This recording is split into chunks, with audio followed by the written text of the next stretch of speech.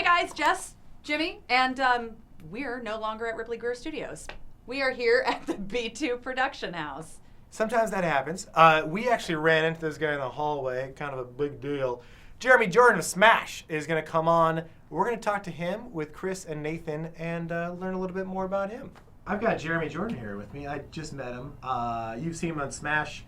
Maybe if you saw him like my wife did on Broadway and Newsies. How are you doing today? Great, man. Let's just do a little rapid fire. Let's do it. Jeremy, you're from Texas. Mm-hmm. Do you want Texas to secede No. from the nation? Okay, No, all right, it's cool. ludicrous. All right, great, we got that. You're from Corpus Christi, Texas. Right? Yes. I've got a friend, Allie Smith from Corpus Christi. Do you know her? No. All right, cool. Because, like, you know, that'd be weird. It'd be really weird if I did know That'd her, be or weird. she knew me and I didn't know her, and then she Right. thought that I knew her. But So Allie, you don't Sorry. know her. Okay, we established that. Great, cool. So my wife came to see. She was kind of obsessed with Newsies, the Disney movie, right? yeah. When one of her girlfriends came in with her husband to New York to visit us last May, they went to see Newsies on Broadway. Subsequently, you know, see you. She's obsessed with Newsies. Has a thing for Jack Kelly. Why are you trying to break up my marriage? Is what I'm saying. Because you're married. Like, why are you trying to break up my marriage? That's why I left the show. I knew that was going to happen, so I... Too many people. Too No, many failed just marriages? no, specifically yours. Oh, okay. Yeah, you're welcome. Thank you. Mm-hmm. Thank you. What did you have to eat for breakfast today? I had some scrambled eggs with some bacon and tomatoes and some turkey. Can you give anybody the viewing audience here a little insight into any of the next episodes, what they may or might not see? Okay, well, what I can say is that for my character, Jimmy, his past is going to come back and sort of haunt him in a very real way, and that's going to cause a lot of things to go badly. Okay, thank you, Jeremy Jordan. You're welcome. We're gonna throw it to Jess, who's got some Twitter questions. Call me, wife. Who's got some Twitter questions from you, the audience.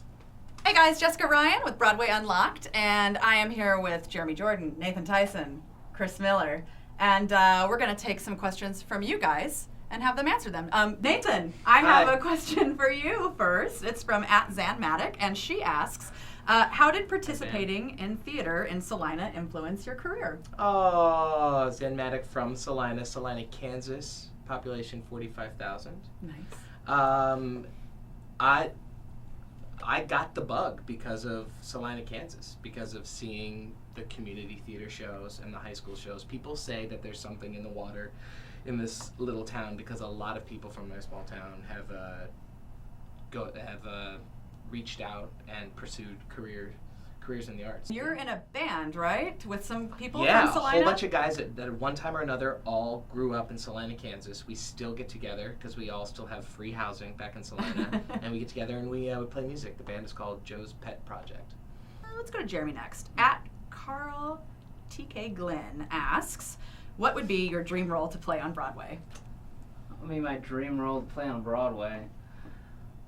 Well, you know, I like to say that, like, I love to originate roles, so, you know, I'd love to play, like, another real-life character, but at the same time, I've not really gotten the chance to you know, do a classical Broadway role, so, I don't know, something, Hammerstein or Rogers, and, like, in that sort of lieu, I'd love to, like, get to flex my legit muscles. Thank you, Carl TK Glenn.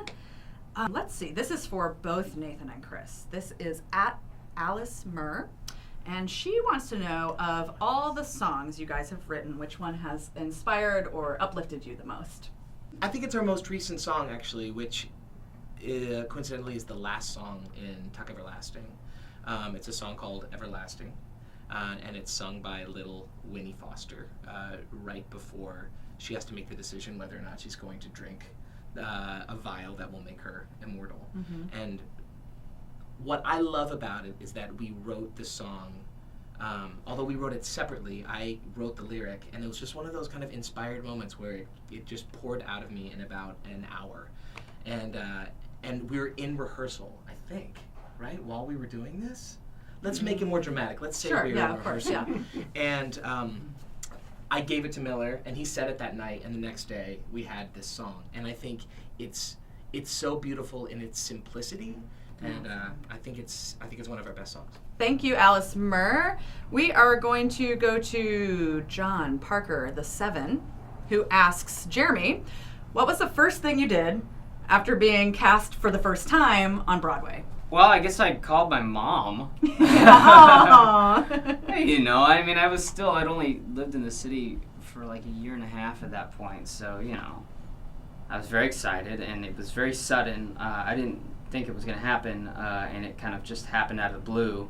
And so, yeah, I called my mom. So, you guys, thank you so much for your questions. You can find Jeremy on Twitter at Jeremy M. Jordan. You can Find us not following find them Jeremy on Jordan. Twitter, Yes. but you can check out their stuff on their website. Yeah, Miller and Tysen with an E. .com will give you all the information you need. You can buy sheet music, you can listen to music, you can watch videos, you can even contact us through there. Awesome. And if you want to ask questions for your favorite stars, you should tweet us at bwyunlocked, BWY Unlocked, and we'll be doing more vlogs like this, and we'll be taking your questions. Thanks.